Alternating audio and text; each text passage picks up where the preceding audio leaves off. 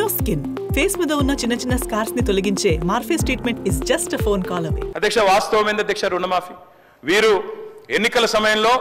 ఏం చెప్పారు అధ్యక్ష ఇప్పటిదాకా రుణాలు తెచ్చుకోవాలని ఉంటే కూడా అర్జెంట్ గా ఓన్రి తెచ్చుకోమన్నారు అధ్యక్ష తెచ్చుకోమంటే డిసెంబర్ 9 నాడు సంతకం పెడతాం 2 లక్షల రుణాలు తెచ్చుకొని మేము మొదటి సంతకమే దాని మీద పెడతామని చెప్పి 2023 డిసెంబర్ 9 మొదటి సంతకం అన్నారు ఏకకాలంలో రుణమాఫీ అన్నారు ఒకటే పెన్ స్ట్రోక్ తో చేసేస్తా అన్నారు కానీ అధ్యక్ష జరిగింది ఏంది అధ్యక్ష ఈ రోజు ఈ రాష్ట్రంలో ఎస్ఎల్బిసి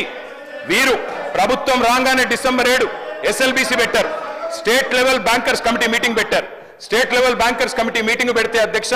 అందులో బ్యాంకర్స్ చెప్పినారు మొత్తం 2 లక్షల వరకు రుణమాఫీ చేయాలి అంటే 49,500 కోట్లు కావాలని చెప్పినారు మరి ప్రభుత్వం ముఖ్యమంత్రి గారు చెప్పినారు బయట ఎక్కడో మాట్లాడుతూ మైక్ లో చెప్పారు ఆ రికార్డు కూడా ఉంది కావాలంటే ప్లే చేయమంటే చేస్తా అధ్యక్ష మీరు అనుమతిస్తే ముఖ్యమంత్రి గారు చెప్పారు ఏముంది ఆయనలా మేము ఒక్క సంవత్సరం కడుపు కట్టుకుంటే 40,000 కట్టేస్తాం ఏమున్నది అన్నారు మరి సంవత్సరం అయిపోయింది 40,000 కోట్లు పత్తా లేదు అధ్యక్ష మరి కడుపు కట్టుకున్నారా కట్టుకోలేదా ఇంకేం చేసిండ్రో మాకు తెలియదు అధ్యక్ష వారు చెప్పాలి అదే విధంగా అధ్యక్ష 40,000 కోట్లు అన్నారు ముఖ్యమంత్రి గారు ఎస్ఎల్బిసి 49,500 అన్నది ముఖ్యమంత్రి గారు 40,000 అన్నారు మళ్ళా వెంటనే కేబినెట్ కాడికి వచ్చే వరకు 31,000 కోట్లు అయింది మరి ఎట్లా మాయమైతే అధ్యక్ష లెక్కలు 49,000కి వెళ్ళి 40 అయింది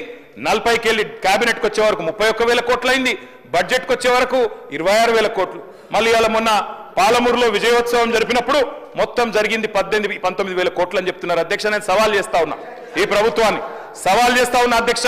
ఏ ఊరికైనా పోదాం రాష్ట్రంలో కొండారెడ్డి పల్లికి పోదామా కొడంగల్కు పోదామా సిరిసిల్లకు పోదామా ఏ ఊరు వాళ్ళ ఇష్టం పాలేరు పోదామా ఎక్కడ పోదామా వాళ్ళ ఇష్టం ఖచ్చితంగా ఏ ఒక్క ఊర్లోనైనా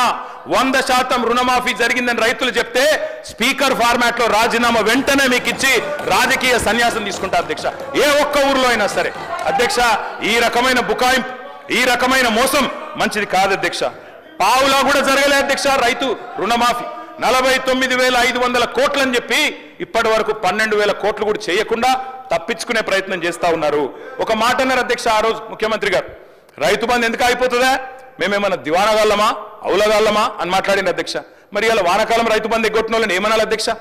వానాకాలం రైతు బంధు ఎగ్గొట్టిన వాళ్ళని ఏమనాలి అధ్యక్ష ముఖ్యమంత్రి గారి మాటల్లో అందుకే అంటా ఉన్నాం ఒక పంట కాదు 3 పంటలకు ఇవ్వాలని డిమాండ్ చేసిండ్రు ఆ 3 పంటలకు ఇవ్వాలని మేము డిమాండ్ చేస్తా ఉన్నాం ఇవాళ నిన్న భూభారతి చట్టం తెచ్చిండ్రు అధ్యక్ష అందులో అనుభవదారుడు కాలం పెట్టింది నేను అడుగుతా ఉన్నా కాంగ్రెస్ ప్రభుత్వాన్ని మీరే చెప్పారు రైతులకే కాదు కౌలు రైతులకు కూడా ఇస్తామని చెప్పారు ఎస్ సార్ కన్క్లూడ్ చేయండి ఎందుకంటే నేను వేరేమైనా మాట్లాడుతున్నా సార్ సబ్జెక్టే మాట్లాడుతున్నా రైతు భరోసా మీద మాట్లాడుతున్నా అధ్యక్ష అనుభవదారుడి కాలం పెట్టారు జమాబంధన్ రాసినారు మరి అనుభవదారుడి కాలం పెడితే నేను అడుగుతా ఉన్నా అధ్యక్ష చెప్పండి దయచేసి అనుభవదారుడి కాలం పెట్టారు ముఖ్యమంత్రి గారు ఎన్నికలకు ముందు చెప్పినారు కౌలు రైతుకి ఇస్తాం రైతు కూడా ఇస్తాం భూ యజమానికి కూడా ఇస్తామని చెప్పినారు ఇవాళ ప్రభుత్వం స్పష్టం చేయాలి రైతుకు ఇస్తామని చెప్పిండ్రు కౌలు రైతుకి ఇస్తామని చెప్పిండ్రు రైతు కూలీలకు ఇస్తామని చెప్పిండ్రు తప్పకుండా ఇచ్చిన హామీ నిలబెట్టుకోవాలి ఇంకా చెప్పాలంటే అధ్యక్ష ఈనాడు పేపర్లో ఫ్రంట్ పేజ్ ప్రకటన ఉంది నాకు చూపెట్టమంటే చూపెడతా మొదటి 100 రోజులను ఇస్తాం అని కూడా చెప్పిండ్రు అధ్యక్ష మాట నిలబెట్టుకోలేదు ఎన్నికల ప్రచారంలోనేమో అందరికీ అన్ని ఇప్పుడు మాత్రం కొందరికే కొన్ని అని కోతలు పెట్టే ప్రయత్నం చేస్తా ఉన్నారు అన్నిటికీ మించి అధ్యక్ష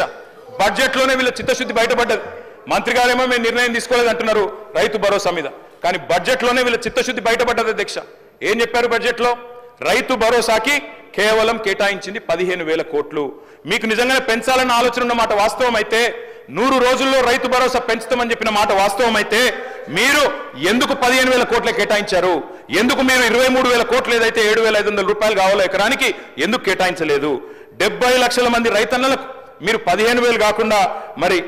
15,000 ఇవ్వాలి అంటే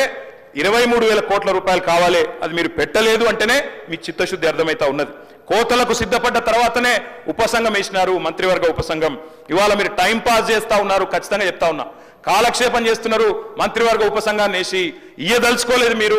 వానాకాలం రైతు బంధు ఎగ్గొట్టినట్టే భవిష్యత్తులో కూడా రైతు బంధు ఎగ్గొట్టే చక్కర్లో మీరు ఉన్నారు అందుకే ఇవాళ రైతులు నమ్మతలేరు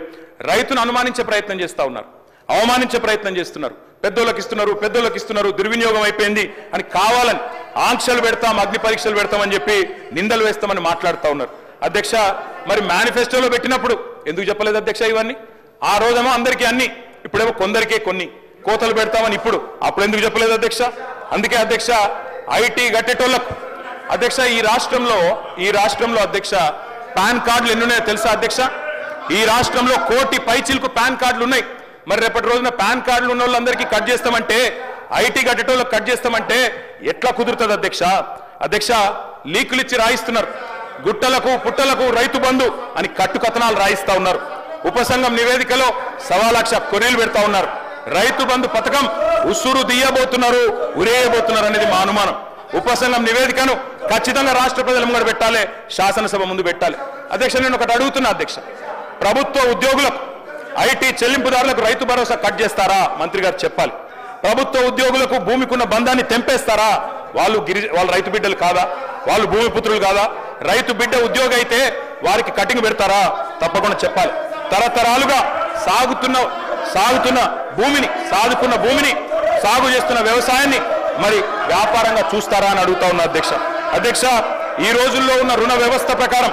అర్హతల ప్రకారం గ్రామాల్లో కూడా ఐటీ చెల్లింపులు చేస్తున్న వాళ్ళు ఉన్నారు, పాన్ కార్డులు ఉన్న వాళ్ళు ఉన్నారు, రైతన్నలకు కూడా పాన్ కార్డులు ఉన్నాయి. పాన్ కార్డు ప్రాతిపదికగా తీసుకుంటే వాళ్ళందరికీ కూడా రైతు బంధు కట్టే ప్రమాదం ఉందని వారు భయపడతా ఉన్నారు. ఖజానాలో సొమ్మంతా కర్షకుడే మింగేసినట్టు గోరంతలు కొండంతలు చేసి ప్రాపగాండ చేస్తా ఉన్నారు. ఇది మంచిది కాదు అధ్యక్ష. ఒక పక్కనేమో దేశంలో ఈ బీజేపీ వాళ్ళ అధ్యక్ష, దేశంలో 14.5 లక్షల కోట్ల పెద్ద పెద్ద బడా వ్యాపారవేత్తల అధ్యక్ష, వాళ్ళేమో మొత్తం సొమ్ములు ఎగవేసి బ్యాంకులను లూటీ చేసి పారిపోతారు అధ్యక్ష. వాళ్ళని పట్టుకునేటోడు లేడు, అడిగేటోడు లేడు. కానీ రైతు కాడికి వచ్చే వరకు రైతులు మొత్తం ఖజానా మింగేసినట్టు, వాళ్ళ వల్లనే ఖజానా దివాలా తీసినట్టు ఇలా మాట్లాడుతూ ఉన్నారు అధ్యక్ష. సుమన్ టీవీలో మీ పర్సనల్ అండ్ బిజినెస్ ప్రమోషన్స్ కోసం కింది నెంబర్కి కాంటాక్ట్ చేయండి.